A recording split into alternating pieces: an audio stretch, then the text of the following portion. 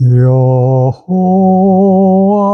나의 목자시니 내가 부족함이 없으리로다. 그가 나를 푸른 초장에 누이시며 쉴만한 물가로 인도하시는 도다.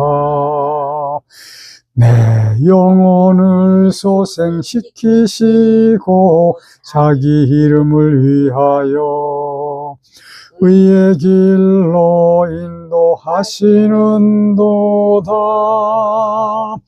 내가 사망의 음침한 골짜기로 다닐지라도 해를 두려워하지 않을 것은 주께서 나와 함께 하심이라. 주의 지팡이와 막대기가 나를 안위하시나이다. 주께서 내 원수의 목전에서 내게 상을 베푸시고 기름으로 내 머리에 바르셨으니 내 잔이 넘치나이다. 나의 평생의 선하심과 인자하심이 정녕 나를 따르리니 내가 여호와의 집에 영원히 거하리로다.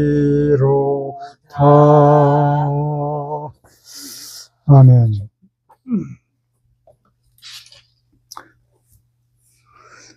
2026년 3월 22일 주일 예배 설교는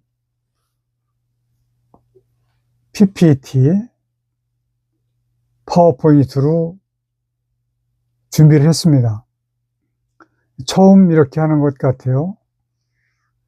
뭐 좋은 점도 있고 또 나쁜 점도 있을 테지만 오늘은 실질적으로 많은 부분 그 사진을 보시면서 설교를 들으시게 될 겁니다.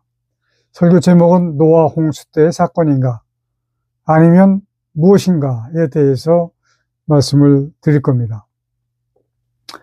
자, 성경 말씀은 창세기 7장 17절부터 24절까지 같이 봉독하시겠습니다. 홍수가 땅에 40일 동안 계속된지라 물이 많아져 방주가 땅에서 떠올랐고 물이 더 많아져 땅에 넘침에 방주가 물 위에 또 다녔으며 물이 땅에 더욱 넘침에 천하의 높은 산이 다 잠겼더니 물이 불어서 15규빗이나 오르니 산들이 잠긴지라. 땅 위에 움직이는 생물이 다 죽었으니 곧 새와 가축과 들짐승과 땅에 기는 모든 것과 모든 사람이라. 육지에 있어 그 코에 생명의 기운에 숨이 있는 것은 다 죽었더라. 지면의 모든 생물을 쓸어버리시니 곧 사람과 가축과 기는 것과 공중의 새까지라. 이들은 땅에서 쓸어버림을 당하였으되 오직 여호와와 그와 함께 방주에 있던 자들만 남았더라. 물이 150일을 땅에 넘쳤더라. 아멘. 20절 15규빗이라고 산 꼭대기에서 15규빗이 더 물이 찼다. 그러면 한 규빗이 한 40cm 정도 되니까 한 60m 정도가 더 산에 잠긴 겁니다. 자, 설교에 들어가기 전에 이 시원한 사진을 한 장 여러분들은 보고 계십니다. 동해에 가면 이렇게 푸른 바다의 저 건너편에 뭐가 보이죠? 수평선이 보입니다. 저는 이것을 여러분들에게 보여드리는 이유가 뭐냐면 여러분들도 저와 같이 이 수평선이 아닌 수곡선으로 보이시기를 간절한 마음으로 바랍니다. 왜냐하면 이 지구는 둥글기 때문에 그런 것이고, 하나님의 천지창조 섭리를 이해하는 데 상당히 도움이 될 것이기 때문에 먼저 이 시원한 사진을 먼저 보여드렸습니다. 구름 또한 멋있네요. 자, 물의 심판, 노아 홍수, 악착같이 안 믿는 기독교인들이라 라고 하는 어떤 그 박사님이 계셔요. 이렇게 희귀하게 생긴 돌, 바위, 이런 것들을 이 박사님은, 제가 보니까 박사라고 쓰여져 있어요. 목사라고 쓰여져 있지 않고, 이런 것들이 노아 홍수 때 생긴 일이라고 하는 것을 강력하게 주장을 하고 계십니다. 그래서 오늘 주제가 노아 홍수 때 생긴 현상이라고 이런 질문을 던지는 거죠. 저는 좀 다른 면으로 여러분들에게 오늘 말씀을 드리려고 그러는 겁니다. 자, 이러한 그 현상들, 이렇게 일부러 만들 수 없는, 도저히 가능하지 않은 이런 희귀한 그 돌산들이 있습니다. 자, 물이 아니면 생겨날 수 없는 작품이다 라고 오른쪽 그림에 보면 정말로 아무리 봐도 조각가가 만들어도 이걸 이렇게 만들 수가 있을까라고 하는 생각을 하게 됩니다. 저는 여러분들에게 꼭 말씀을 드릴 것은 뭐냐면, 물에 의한 작품은 맞습니다. 그러나 홍수로 인한 작품은 아니라고 하는 거예요. 불과 물이 같이 역사가 되어졌기 때문에 이러한 현상이 나올 수 있는 것이다. 혹시 이것을 발표하신 그 박사님이 이 방송을 보시게 된다면 아마 그분께는 엄청난 큰 아마 그 재산이 생겨날 것으로 저는 생각을 합니다. 재산이라고 해서 물질을 얘기하는 게 아니고 지식이나 하나님을 아는 그 경지까지 올라갈 수 있을 것이다 라고 하는 말씀을 드리는 거죠. 자, 오른쪽에 참 올려놓을 수도 없는 이러한 상태가 이게 오직 물이라고 하는 거예요. 네, 물은 맞아요. 다시 한번 말씀드리지만 물과 불이 한꺼번에 같이 역사하지 않으면 일어날 수 없는 현상이다. 자, 왼쪽과 오른쪽 다 비슷한 그런 사진입니다. 자, 그런 좀 희귀한 그런 돌 무더기만 보는 것이 아니라 좀 시원하지 않습니까? 이렇게 아름다운 경치도 얼마든지 있어요. 아마 조금 더 여러분들에게 보여드릴 겁니다. 아마 이 사진은 제가 볼 때 어디라고 쓰여져 있지는 않았어요. 스위스, 알프스 쪽이 아닐까 이렇게 생각을 했습니다. 저는 스위스에 갔을 때 알프스를 보고 이 카렌더에 나오는 사진, 옛날에는 많이 나왔어요. 카렌더 사진으로. 이런 그런 진풍경들이 눈에 보였었어요. 그래서 참 아름답다. 이러한 나라에서 살면 좋겠다라고 하는 생각까지 했던 그런 추억이 납니다. 자, 요거는 또 가을 단풍이죠. 얼마나 아름답습니까? 이것이 바로 우리가 지금 살고 있는 지구에서 일어나고 있는 그런 현상들입니다. 자, 돌무더기에서 나무와 풀들이 자라났고 거기에 또 물이 있습니다.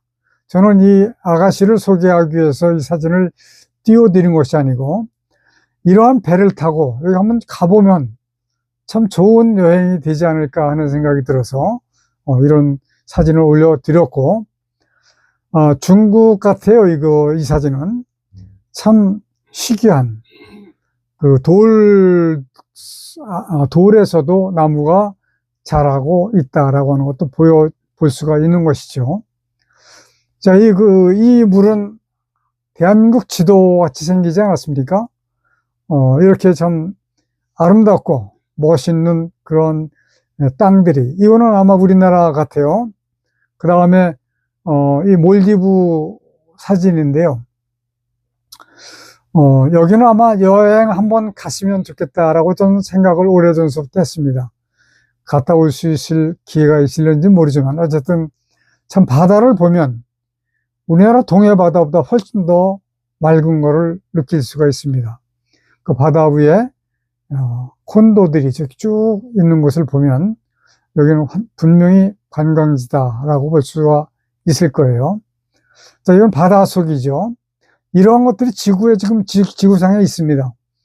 많은 물고기와 더불어 사람들이 헤엄을 치고 있는 이런 사진. 또 이거는 볼리비아 우유니 소금 사막이라고 합니다. 이 쌓여 있는 것들이 소금이랍니다. 이것을 먹을 수 있는 소금인지 먹을 수 없는 소금인지는 알 수는 없습니다. 그러나 소금이니까 먹을 수 있을 것이다 라고 생각을 하죠. 자, 이거는 분명히 사막 위에 별들이 지금 무리를 이루고 볼 수가 있습니다. 이걸 그린 것이 아니라 자연을 찍은 것 같은데 낮에도 저렇게 하늘에는 좀 어두워서 별들을 비칠 수가 있다라고 하는 그런 데도 있는 것 같습니다.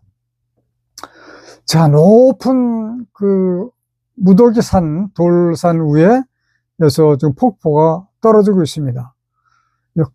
무더운 더운 여름에 그 밑에서 저 폭포를 맞으면 얼마나 시원할까 하는 생각도 들죠.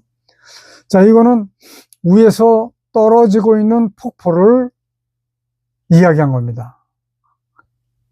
그리고 이거는 이것도 참 너무너무 아름다워요. 사막에 모래가 쌓여 있고 그 밑에는 나무가 있습니다. 그리고 그 앞에는 풀들이 있어요. 자, 이런 것들이 그림이 아니고서는 감히 표현할 수도 없는 그런 자연인데 참 아름답다라고 생각을 합니다. 자, 이렇게 아름답고 묘한 풍경은 물에 의한 작품은 맞습니다. 그러나 노아의 홍수 때 생긴 사건이 아니라고 하는 사실을 오늘 여러분들에게 말씀을 드립니다. 노아의 때에 하나님께서 주관하신 물로 심판하신 것은 홍수였습니다. 그렇기 때문에 물의 힘 맞습니다. 그러나 이 사건은 하나님의 천지 창조 때의 사건이라고 하는 것을 우리는 분명히 이해하시고 기억하셔야만 됩니다. 왜냐하면 하나님의 천지 창조의 그 원리를 다는 알 수 없지만 어느 정도 이해를 하셔야 우리가 하나님의 말씀을 이해하는데 상당히 도움이 될 수가 있는 것이기 때문에 그런 겁니다. 자, 창세기 1장 2절에서 보니까 천지를 창조하시려고 오신 곳이 바로 땅이었습니다. 이 땅은 우리는 그냥 지금까지 그냥 땅이려니 하고 넘어갔어요. 깊이 생각해 보지 않은 것이 사실입니다. 저도 예수 그리스도를 믿은 후에 약 35년 동안은 그냥 땅으로 넘겼습니다. 그러나 지금으로부터 약 15년 전에 이것이 그냥 땅이 아니로구나 하는 것을 깨달아서 알게 된 것이죠. 이 땅은 성경에서 말씀하신 루시퍼와 그의 추종자들을 가두어 두시려고 준비하신 음부 곧 땅이었다라고 하는 말씀이 이사야서 14장 12절부터 15절까지에 나오는 말씀입니다. 음부는 바로 용암 구덩이를 말하는 거예요. 불구덩이가 바로, 물론 성경에는 용암이라고 하는 단어는 없습니다. 음부라고 되어 있어요. 음부가 바로 불구덩이였고 불구덩이라고 하는 말씀은 있어요. 그러나 그때 당시 불을 어떻게 이해할 것인가, 용암으로 이해하는 것이 가장 적합하다라고 말씀을 드릴 수가 있습니다. 자, 이사야서 14장 12절부터 15절까지 루시퍼와 음부에 대해서 우리가 생각을 해보려고 합니다. 지금까지 제가 이러한 부분에 대해서 설교를 자주 드렸지만 그 핵심적인 성경 한두 절만 말씀을 드렸어요. 그래서 이해를 하시는데 상당히 좀 문제가 있을 것이다 라고 생각을 해서 오늘은 좀 더 세부적으로 성경을 보여드리려고 합니다. 12절, 너 아침의 아들 계명성이여 어찌 그리 하늘에서 떨어졌으며 너 열국을 엎은 자여 어찌 그리 땅에 찍혔는고. 이 땅이 바로 이 땅이고 창조하시기 위해서 오신 그 땅이었습니다. 그 땅은 음부라고 말씀을 드렸죠. 자, 13절 내가 내 마음에 이르기를 내가 하늘에 올라 하나님의 무별 위에 나의 보좌를 높이리라. 내가 북극 지폐의 산 위에 좌정하리라. 참 건방지죠. 마귀 사탄 루시퍼가 지금 한 이야기입니다. 14절 가장 높은 구름에 올라 지극히 높은 자와 비길이라 하도다. 감히 언감생신이죠. 15절 그러나 이제 내가 음부 곧 구덩이의 맨 밑에 빠치우리로다. 자, 이 음부라고 하는 것을 자세하게 설명해 주신 것이 바로 누가복음 16장 19절부터 23절입니다. 음부란 어떤 것인가? 19절에 보니까 한 부자가 있어 사색 옷과 고운 베옷을 입고 날마다 호화로이 연락하는데, 20절 나사로라 이름한 한 거지가 헌대를 앓으며 그 부자의 대문에 누워 부자의 상에서 떨어지는 것으로 배불리를 하며 심지어 개들이 와서 그 헌대를 핥더라. 22절 이에 그 거지가 죽어 천사들에게 받들려 아브라함의 품에 들어가고 부자도 죽어 장사되매. 23절 저가 음부에서 고통 중에, 성경에는 고민 중에로 나와 있습니다. 고통으로 바꾼 거예요. 고통 중에 눈을 들어 멀리 아브라함과 그의 품에 있는 나사로를 보고. 자, 24절부터 26절까지 24절 불러가로 내 아버지 아브라함이여 나를 긍휼히 여기사. 지금 부자가 음부에서 아브라함을 향해서 소리를 지르는 겁니다. 나를 긍휼히 여기사 나사로를 보내서 그 손가락 끝에 물을 찍어 내 혀를 서늘하게 하소서. 내가 이 불꽃 가운데서 고통을 받고 있나이다. 25절 아브라함이 가로되 예, 너는 살았을 때에 네 좋은 것을 받았고 나사로는 고난을 받았으니 이것을 기억하라. 이제 저는 여기서 위로를 받고 너는 고통을 받느니라. 26절 이뿐 아니라 너희와 우리 사이에 큰 구렁이 있어. 여기서 너희에게 건너가고자 하되 할 수 없고 거기서 우리에게 건너올 수도 없게 하였느니라. 27절부터 31절까지 27절 가로되 그러면 구하오니 아버지여 나사로를 내 아버지의 집에 보내주소서. 내 형제 다섯이 있으니 저희에게 증거하게 하여 저희로 이 고통받는 곳에 오지 않게 하소서. 아브라함이 가로되 저희에게 모세와 선지자들이 있으니 그들에게 들을지니라. 모세와 선지자들이라고 하는 것은 오늘날 그 선교사라든지 목사님들을 이야기하는 건데, 올바르게 하나님을 깨달은 목사님들, 그런 선교사님들이 말씀을 전해야 된다라고 저는 강하게 이야기를 합니다.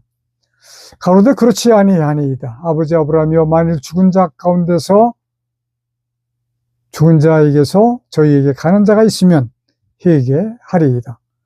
가로되 모세와 선지자들에게 듣지 아니하면 비록 죽은 자 가운데서 살아나는 자가 있을지라도 권함을 받지 아니하리라 하였다 하시니라. 자, 여기에서 우리 선교와 전도의 문제가 있습니다. 자, 첫 번째, 요한복음 3장 16절.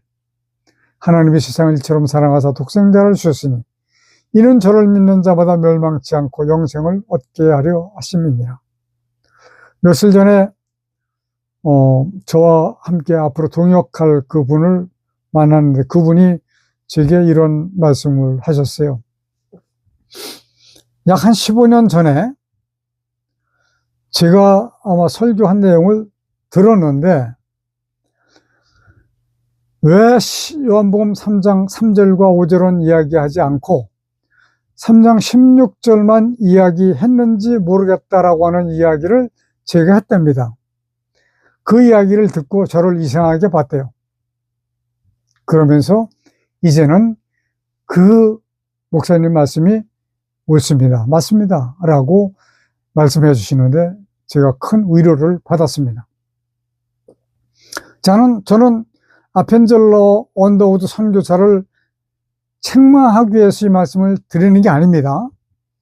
1885년 4월 5일 인천 제물포항에 입국하신 선교사 아펜젤러와 언더우드 그분 두 분이 그 전에 알려지지 않은 선교사들이 있기는 합니다. 그러나 알려지지 않았기 때문에 구태여 거론을 하지는 않겠습니다. 지금으로부터 141년 전 얘기예요. 천국과 지옥을 분명히 가르쳤습니다. 그런데 어떻게? 예수 그리스도를 믿기만 하면 구원을 받는다라고 가르쳐 주신 것이 분명해요. 왜냐하면 그 뒤로 수십 년 동안, 141년 동안 요한복음 3장 3절과 5절을 중심으로 해서 설교하신 목사님들은 많지가 않고 주로 16절만 가지고 설교를 하시는 그런 상황이었기 때문에 그렇게밖에는 이해할 수가 없습니다. 자, 선교와 전도의 문제 두 번째, 마태복음 23장 15절에 보면 화 있을진저 외식하는 서기관들과 바리새인들이여 너희는 교인 하나를 얻기 위하여 바다와 육지를 두루 다니다가 생기면 너희보다 배나 더 지옥 자식이 되게 하는도다. 우리 지금 성도님들이 저와 함께 이렇게 눈으로 볼 수 있는 환경에 계시다면 같이 읽었을 거예요. 제가 읽을 때 같이 읽어주시면 참으로 좋겠습니다. 사람이 죽든지 살아있을 때이든지 심판의 때가 되면 천국과 지옥으로 갈 것을 우리는 배웠습니다. 그리고 예수 그리스도를 믿기만 하면 구원을 받는 줄로 알고 있었습니다. 왜 예수께서 너희도 그렇고 배나 더 지옥 자식을 만든다고 마태복음 23장 15절에서 질책을 하셨을까? 이거 우리가 깊이 생각을 하지 않으면 안 되는 문제라고 봅니다. 자, 선교와 전도의 문제 세 번째. 요한복음 3장 1절부터 5절까지 보니까 바리새인 중에 니고데모라는 사람이 있으니 유대인의 관원이라. 그가 밤에 예수께 와서 가로되 라삐여 우리가 당신은 하나님께서 오신 선생인 줄 아나이다. 하나님이 함께 하시지 아니하시면 당신의 행하시는 이 표적을 아무라도 할 수 없음이니이다. 니고데모가 밤에 찾아온 이유가 무엇일까요? 이때 당시는 예수님이라고 하는 그분이 새롭게 나타났기 때문에 저 예수라고 하는 사람이 이단일 수 있다라고 하는 그런 풍문이 많이 돌았을 거로 예상합니다. 그래서 남들이 볼 수 없는 밤에 찾아온 거예요. 자, 3절 예수께서 대답하여 가라사대 진실로 진실로 내게 이르노니 사람이 거듭나지 아니하면 하나님 나라를 볼 수 없느니라. 니고데모가 가로되 사람이 늙으면 어떻게 날 수 있사옵나이까? 모태에 다시금 들어갔다가 날 수 있사옵나이까? 예수께서 대답하여 가라사대 진실로 진실로 내게 이르노니 사람이 물과 성령으로 나지 아니하면 하나님 나라에 들어갈 수 없느니라. 자, 물과 성령. 이것은 무슨 말씀이냐면 성령께서 깨닫게 해주시는 말씀이라고 생각하셔야 됩니다. 이것이 불로 하는 그런 게 아니에요. 성령은 불로가 아닙니다. 불로는 주술적 신앙의 원천적인 원인이 되는 거예요. 우리는 잘 생각하지 않으면 안 됩니다. 그래서 가장 중요한 일은 중생하는 일, 거듭나는 일이 가장 중요한 겁니다. 자, 거듭남의 증거 첫 번째, 여호와 하나님을 바르게 아는 것이다. 호세아 4장 6절 같이 읽습니다. 내 백성이 지식이 없으므로 망하는도다. 내가 지식을 버렸으니 나도 너를 버려 내 제사장이 되지 못하게 할 것이요. 내가 내 하나님의 율법을 잊었으니 나도 내 자녀들을 잊어버리리라. 자, 여기 보면 지식이 없어서 망한다고 말씀하셨어요. 이 지식은 어떤 지식을 말씀하시는 것이며 망한다라고 하는 것은 무슨 말씀인가? 망한다라고 하는 것은 천국에 들어갈 수 없다. 불못으로 던져질 수밖에 없다라고 하는 그런 말씀으로 여러분들은 이해를 하셔야 되고, 이 지식은 바로 하나님을 아는 지식을 이야기하는 겁니다. 제가 몇 년 전에 여전도회관에 가서 강의를 한 적이 있습니다. 여자 목사님들이 많이 오셨어요. 제가 이 말씀을 드리면서 무슨 지식이지요? 라고 말씀을 드렸더니 거침없이 하나님을 아는 지식입니다. 라고 대답을 해 주시는데 얼마나 감사한지 몰랐습니다. 자, 호세아서 6장 6절 시작. 나는 인내를 원하고 제사를 원치 아니하며 번제보다 하나님을 아는 것을 원하노라. 하나님을 아는 것이 이렇게 중요하고 귀한 거예요. 하나님이 말씀하고 계시잖아요. 자, 신약에 들어와서도 이 말씀을 하십니다. 17장, 요한복음 17장 3절 시작. 영생은 곧 유일하신 참 하나님과 그의 보내신 자 예수 그리스도를 아는 것이니이다. 아멘. 참 하나님과 예수 그리스도를 올바르게 알지 못하면 어떻게 된다? 영생을 얻을 수 없다. 구원을 받을 수 없다라고 하는 결론이 나오는 겁니다. 자, 거듭남의 증거 두 번째, 여호와 하나님의 뜻을 바르게 아는 것이다. 아멘. 하나님을 안다라고 하는 것은 바로 하나님의 뜻을 바르게 아는 것이에요. 저 요한일서 3장 8절을 읽겠습니다. 죄를 짓는 자는 마귀에게 속하나니 마귀는 처음부터 범죄함이니라. 하나님의 아들이 나타나신 것은 마귀의 일을 멸하려 하심이니라. 아멘. 세상에 거의 아마 80% 이상의 목사님들은 예수님이 오신 것은 사람을 구원하시기 위해서 오셨다라고만 설교를 하실 겁니다. 그것이 아니고 마귀의 일을 멸하시기 위해서 사람을 구원하시는 거예요. 아멘. 자, 베드로서 3장 7절을 보겠습니다. 이제 하늘과 땅은 그 동일한 말씀으로 불살하기 위하여 간수하신 바 되어 경건치 아니하는 사람들의 심판과 멸망의 날까지 보존하여 두신 것입니다. 아멘. 그날이 멀지 않았습니다. 네. 곧 오셨으면 좋겠고 아멘. 곧 오실 겁니다. 그때가 되면 이 하늘과 땅, 피조물은 다 어떻게 하신다고요? 불사르셔서 없애버릴 것이다. 하나도 남을 것이 없습니다. 아멘. 자, 계시록 21장 7절에 보니까 시작. 이기는 자는 이것들을 유업으로 얻으리라. 나는 저의 하나님이 되고 그는 내 아들이 되리라. 아멘. 자, 이겨야지만 아멘. 유업으로 하나님의 나라를 받는다라고 하는 말씀입니다. 아멘. 뭐와 싸워서 이겨야 되느냐? 마귀와의 싸움에서 이겨야 되는 겁니다. 자, 계시록 21장 8절을 읽습니다. 그러나 두려워하는 자들과 믿지 아니하는 자들과 흉악한 자들과 살인자들과 행음자들과 술객들과 우상 숭배자들과 모든 거짓말하는 자들은 불과 유황으로 타는 못에 던지리니 이것이 둘째 사망이라. 아멘. 불과 유황으로 타는 못에 던져지는 여러분 되시지 않아야 됩니다. 아멘. 정말로 간절히 바라고 기원을 드립니다. 자, 거듭남의 증거 세 번째, 여호와 하나님의 창조 목적을 바르게 아는 것입니다. 아멘. 자, 창조 목적. 자, 창세기 1장 27절을 보겠습니다. 하나님이 자기 형상 곧 하나님의 형상대로 사람을 창조하시되 남자와 여자를 창조하시고, 형상은, 모양과 형상은 외모가 아닙니다. 하나님의 속성이라고 하는 것을 우리는 반드시 기억하셔야 됩니다. 아멘. 이 속성, 이것은 바로 하나님의 DNA, 하나님의 목적이다 라고 하는 거예요.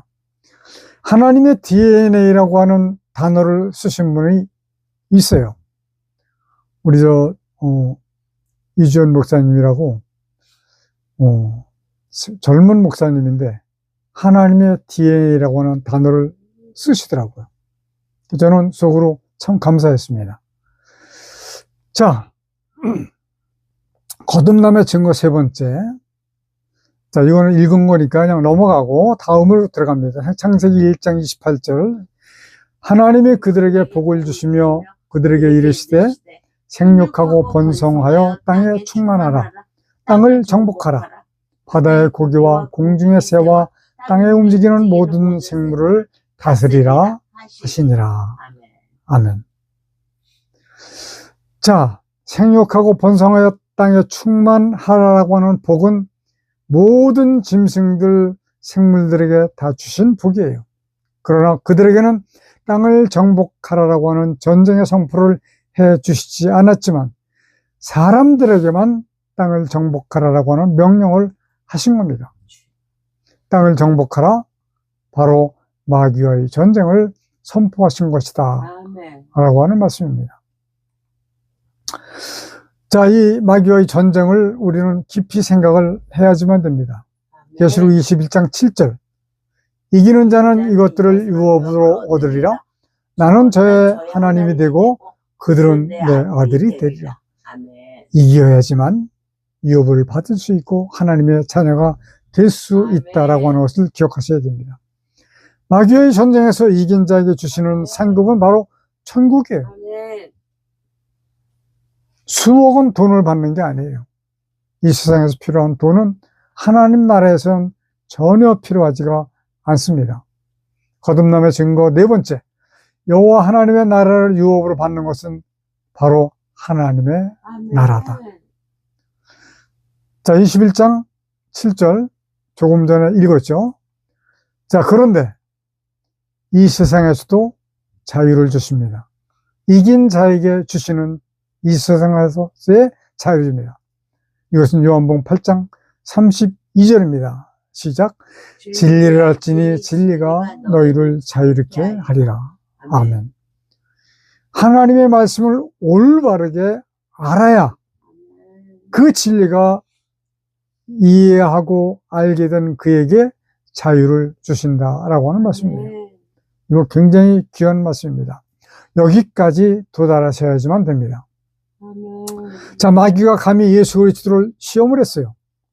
40일 동안 금식하신 예수님을 시험할 수 있었던 그 이유가 뭐였을까요? 마귀가 우입니까? 예수님이 우입니까? 예수님이 훨씬 우위죠. 왜냐하면 마귀는 피조물이기 때문에 그런 거예요. 그러나 마귀가 감히 예수 그리스도를 시험할 수 있었던 이유는 바로 아담의 범죄로 빼앗아간 공중권세를 잡고 있기 때문에 그런 것이다. 이 공중권세는 바로 세상의 권세다. 이것을 우리는 알아야 됩니다. 자, 누가복음 4장 5절과 6절을 보니까 시작. 마귀가 또 예수를 이끌고 올라가서 순식간에 천하만국을 보이며 가로되 이 모든 권세와 그 영광을 내가 네게 주리라. 이것은 내게 넘겨준 것이므로 나의 원하는 자에게 주노라. 자기가 가지고 있어요. 아담에게 하나님께서 주셨던 그 권세를 아담이 범죄함으로 인해서 넘겨받아가지고 온 거예요. 이것을 예수께서 그에게 절을 하면 넘겨준다? 저는 그거 전혀 믿지 않습니다. 넘겨준 것은 바로 공중권세거든요. 자, 지금 이 세상은 바로 사단 마귀가 잡고 있는 그 권세 아래에서 살고 있는 것이 바로 이 세상입니다. 그러므로 온갖 범죄가 끓고 악이 진동하고 있어요.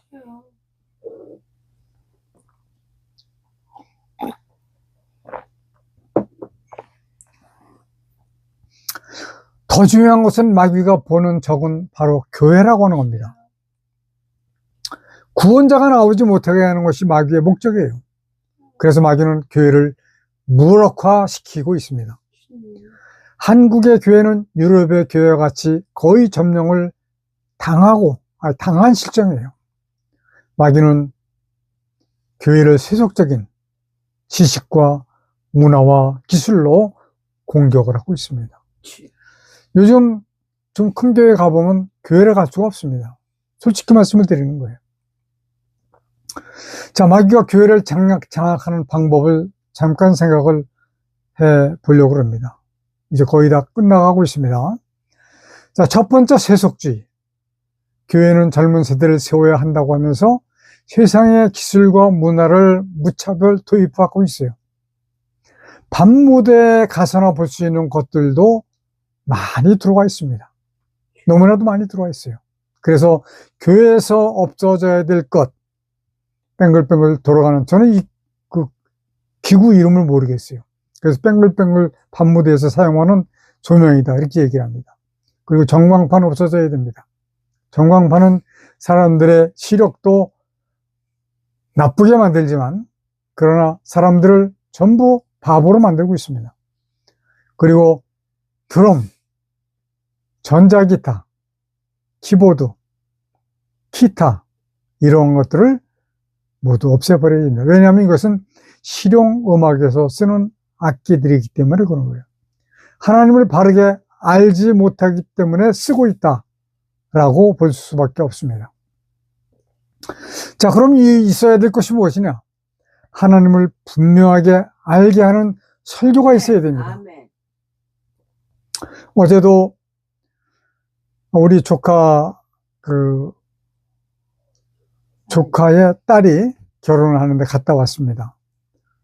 거기 모인 사람들이 거의 다 그리스도인데 교회에서도 예식을 했으니까 저는 그들이 대화하는 모든 면을 보면서 저들에게 정말로 알지 못하고 있는 그것을 알려야 된다라고 하는 그런 그 책임감을 또 느꼈습니다. 자, 그래서 하나님을 분명하게 알게 하는 설교가 있어야 돼요. 아멘. 그러나 강단에 서신 목사님이 분명하게 알지 못하면 그걸 알 수가 없습니다. 설교할 수가 없어요. 그리고 들리기 좋은, 정말로 성능 좋은 앰프는 꼭 필요합니다. 사람들은 앰프를 사용할 줄을 모르는 분들도 많이 있어요. 그래서 감정에 치우쳐서 듣는 사람들로 하여금 들리지 않게 이야기하는 분들도 많이 있습니다. 이거 우리는 좋은 앰프를 가지고 잘 들리도록 해야지만 됩니다. 이렇게 가까운 데 있으면 육성으로 해도 되지만 교회가 크고 성도들이 많으면 앰프가 좋아야 된다라고 하는 말씀이에요. 그리고 전광판 버리고 칠판으로 쓰면서 가르치셔야 됩니다. 아멘. 하나님을 바르게 알게 하는 것이 가장 귀하기 때문에 그럽니다. 아멘. 자, 두 번째는 자유주의예요. 신학보다 중요한 것은 신앙입니다. 신앙이에요, 신앙. 설교가 하나님의 뜻을 알게 하는 설교를 해야 되는 겁니다. 아멘. 그래서 저는 강하게 말씀드리는 것은 예배에 참석했다, 하나님의 뜻을 하나라도 찾지 못했다면 예배라고 할 수가 없다라고 저는 결론을 짓습니다. 하나님을 잘 알아야 알게 할 수가 있는데 아멘. 그렇지 않은 것이 큰 문제다, 이런 것입니다. 자, 세 번째는 인본주의입니다. 사람 중심보다는 하나님 중심이어야 된다. 왜냐하면 아멘. 하나님께 드리는 것이 예배이기 때문에 그런 거예요. 아멘. 그러나 많은 교회를 가보면 하나님 중심이 아니고 사람들을 즐겁게 해주기 위한 예배로 보이는 경향이 너무나도 많이 있습니다. 자, 가장 중요한 것은 바른 신앙. 아멘. 바른 신앙이 무엇일까요? 하나님을 바르게 아는 것이다. 아멘. 이것입니다. 자, 조금 전에 말씀드렸던 실용음악. 저는 한국 굴지의 실용음악, 교회, 음악 학교에다가 전화를 해봤습니다. 실용음악과 교수를 바꿔달라고 해서 통화를 했어요. 실용음악이란 무엇을 말하는가요? 제가 물어봤습니다. 그랬더니 그분 말씀이 한자도 틀리지 않고 쓴 거예요. 클래식 악기를 배제하고 드럼, 기타, 신디사이저를 가지고 강단에서 찬양을 인도하는 것을 가르치는 것입니다. 라고 이야기합니다. 신디사이저가 왜 적합하지 않느냐? 이게 전자 악기이기 때문에 사람의 손으로 어떤 그 아름다운 음악을 내는 것이 아니라 전자로 아름다운 소리를 내요. 기타 역시 마찬가지. 이것은 좀 하나님께는 합당하지 않은 악기다. 드럼은요, 제가 옛날에 그 소리 크기 재는 그 기계를 사가지고 드럼 치는데 바로 앞에 가서 재지 못하고 한 10칸째 되는 의자에 대놓고 쟀는데 250데시벨 이상 나오더라고요. 아마 가까이 가서 치면은 500데시벨은 나왔을 것이다 라고 생각을 합니다. 드럼 하나님께 합당하지 않습니다. 사람들을 신나게 해주는 악기는 될 수 있을 거예요. 그러니까 이것은 바로 무엇이냐면 사전에 나와 있는 실용음악을 설명한 겁니다. 우리 한번 같이 읽어볼까요? 1800년대 후반 독일의 음악가 힌데미트와 바이리 음악이 갖는 감정이나 사상은 고려하지 않고 수요에만 관심을 두고 사람들을 즐겁게 해주기 위해 만든 음악이다 라고 나와 있습니다. 저는 이 사전을 찾아보고 머리가 쭈뼛 섰어요. 왜냐하면 1800년대 후반, 우리나라 복음이 들어온 게 언제라고요? 1885년도입니다. 이때 독일의 음악가가 독일에서 한국에 복음이 들어가는 것을 보고 사탄이 함정을 팠다라고 저는 그때 생각을 했던 겁니다. 자, 음악의 종류, 이걸 다 설명드릴 수는 없을 것 같습니다. 그냥 읽어드릴게요. 민요, 동요, 클래식, 발라드. 이것은 고전적, 고급, 서정적 가사를 가지고 있는 노래. 그리고 락과 재즈, 트롯. 이런 것들은 그 의미가 사전에 나와 있는 내용들입니다. 정말로 말하기조차 부끄러울 만큼 표현할 수 없는 그런 내용들을 가지고 있습니다. 자, 하나님을 찬양하는 음악이 어떤 장르에 들어가 있느냐면 클래식에 들어가 있어요. 아멘. 클래식에 들어가 있습니다. 클래식은 고전적, 고급, 최고의, 그러나 인간 사회에서 사용하고 있는 장르이기 때문에 저는 이것을 허용할 수가 없습니다. 하나님도 허용하시지 않을 거예요.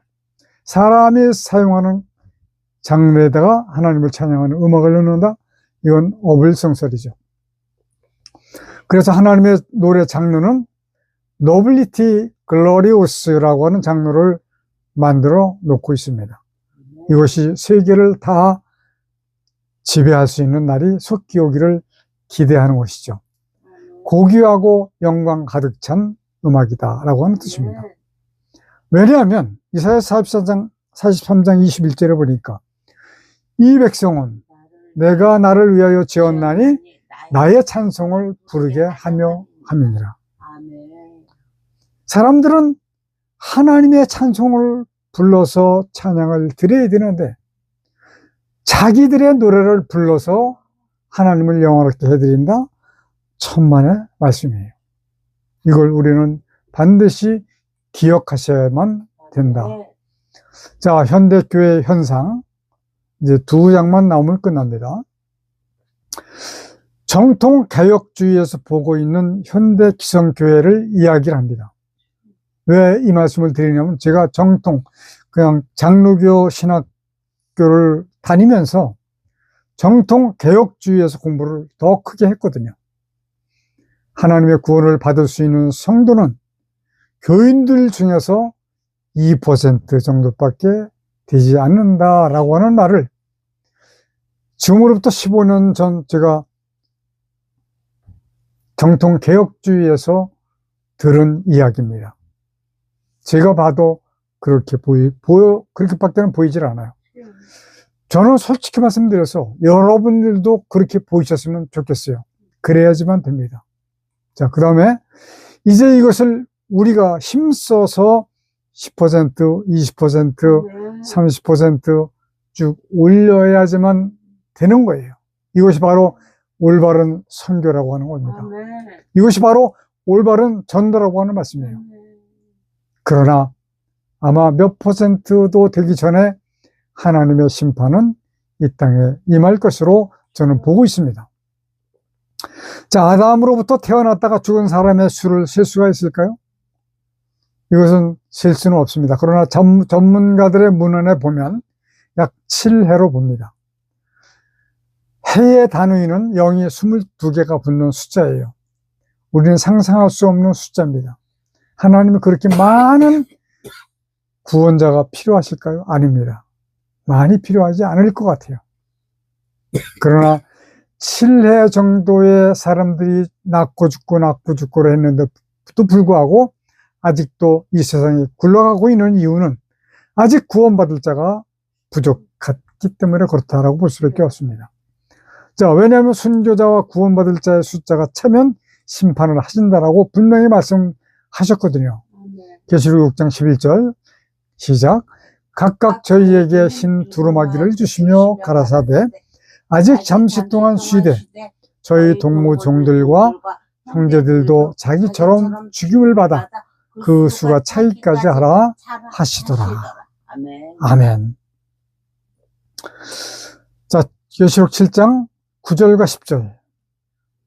이 일 후에 내가 보니 각 나라와 족속과 백성과 방언에서 아무라도 능히 셀 수 없는 큰 무리가 흰옷을 입고 손에 종려 가지를 들고 보좌 앞과 어린 양 앞에서 큰 소리를 외쳐 가로되 구원하심이 보좌에 앉으신 우리 하나님과 어린 양에게 있도다 하니. 여기서 말씀하시는 방언이라고 하는 것은요, 뭐 따따따 이런 그 방언이 아니에요. 각 나라를 말씀하시는 거예요. 각 나라. 흩어져 있는 모든 나라를 말씀하시는 거예요.